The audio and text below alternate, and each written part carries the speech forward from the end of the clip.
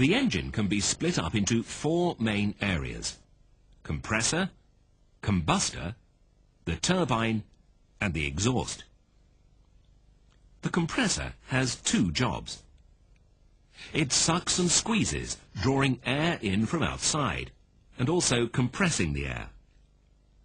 Some of the air is forced into the combustion chamber at very high pressures, so that when fuel is mixed with it and ignited, a rapid increase in heat energy is produced. The combustion chamber is where the bang happens. The burning mixture of air and fuel is sent rushing at high speed into the turbine. As this gas expands, part of the energy is used to power the turbines, which in turn drive the compressor. Finally, the gas is blown out through the exhaust nozzle.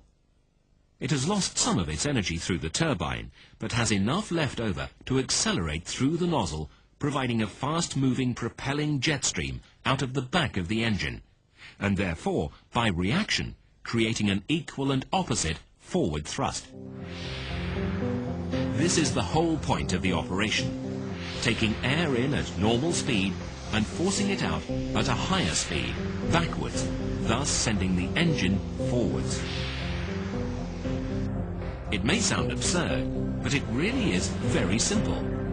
And it works. It is important to remember that these individual stages form a complete and continuous working cycle, a constant generation of power.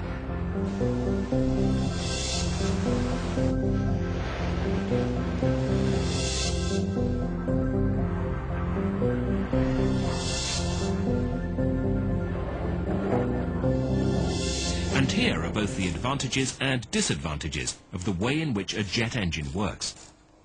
On the one hand, the jet engine has relatively few moving parts, and as it's a very effective method of producing power, it can be small and light for a given output. On the other hand, the components at the hot end of the engine have to be able to withstand tremendous and continuous operating pressures and temperatures.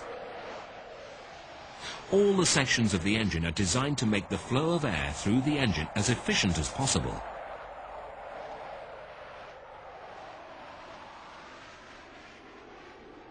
The compressor does this by having both rotating and stationary blades, or rotor and stator blades. The rotor blades take the air and force it backwards through the engine, while the stator blades channel the air so that it hits the next series of rotor blades at the right angle. As the air is pushed through the compressor, the space available for it is reduced, and it gets literally packed in, so much so that compression ratios of up to 40:1 are possible. The compressor is driven by the turbine. One turbine can drive the whole compressor, but now there are often 2 or 3 turbines in an engine, each with a separate shaft that rotates a different section of the compressor. The fact that the sections can then rotate at different speeds means it is easier to maintain the correct overall flow of air through the engine, and the entire engine can be made shorter and stiffer. When the air reaches the combustion chamber, it's at a pressure approaching 600 psi, and it's travelling at more than half the speed of sound.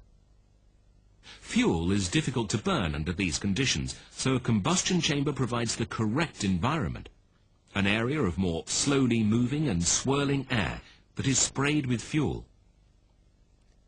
This mixture will ignite, and the increase in heat energy is quite considerable. The burning gas can be as hot as 2,100 degrees centigrade, and at this sort of temperature, the metal the turbine blades are made of will melt. However, cooler air continues to be mixed with the burning gas to lower its temperature before entry into the turbine. And more cool air that had not been taken through the combustion chamber but diverted for cooling purposes brings the operating temperature of the turbine blade down to a more manageable 1,000 degrees or so. In some ways, the turbine is the compressor in reverse. Nozzle guide vanes channel the gas onto the turbine blades, which are shaped so that the gas flowing over them is used to generate the optimum power. The blades are slotted onto a disc which rotates the shaft that is connected forwards to the compressor. Often, as well as driving the compressor, the turbine will also provide ancillary power to even drive a propeller. It is vital that turbines are perfectly designed and manufactured. Just this one stage, the high-pressure turbine can generate up to 70,000 horsepower, at which point the blades will be spinning at 1,500 feet per second. That's over 1,000 miles per hour. So everything must be done to ensure that the passage of gas through the turbines is as smooth as possible. Similar care is taken as the gas leaves the engine through the propelling nozzle.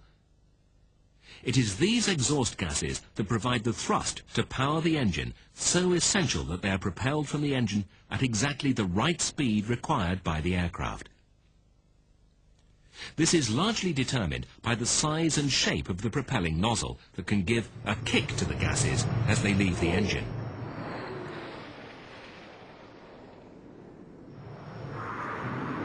The completed engine is, of course, a rather more complex affair, once the noise suppression, pollution reduction, cooling, lubrication, electrical, fuel and other systems have all been added.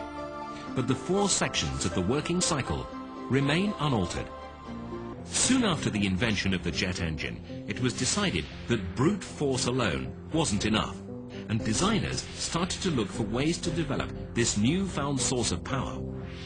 The type of engine that we've been looking at is called the turbojet. It was the first kind of jet to be made, and it remains the best for high-speed flight, as it's very powerful but small and has a low frontal area, so it can be easily streamlined. The turbojet can be made even more powerful by adding reheat. In this system, fuel is sprayed into the exhaust and lit, so there is a second combustion stage which provides extra thrust. Reheat is generally used only for short periods to give extra acceleration, such as on takeoff or maximum climb.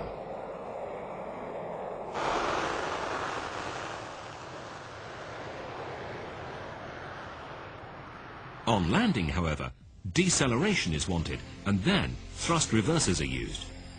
These are flaps that move to divert the gas forwards rather than backwards through the exhaust.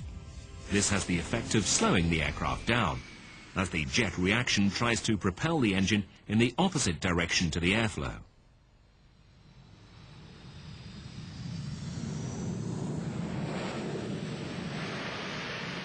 A development of the turbojet is the turboprop. This has an extra turbine which, through a gearbox, drives a propeller. Aircraft powered by a turboprop are not as fast as those powered by a turbojet, but nevertheless, the turboprop remains a very efficient and economical engine. If the propeller is removed from a turboprop, then the resulting engine is called a turboshaft. The shaft is coupled to a gearbox, and through this it can drive a helicopter rotor. Much of the latest development, however, has been done on the turbofan. Here, only some of the air is fed through all the compressors, the combustor and the turbines. The rest is partially compressed and is bypassed around the hot core of the engine. This cuts down the engine noise as it reduces the overall speed of the exhaust jet stream. It also makes the engine very economical, since it's aerodynamically more efficient to have a lot of air moving relatively slowly rather than a little air moving relatively quickly. At very high speeds, to provide the thrust needed, it is necessary to have a small amount of air moving more rapidly. This is why the turbojet is used for supersonic and high bypass ratio turbofan for subsonic aircraft.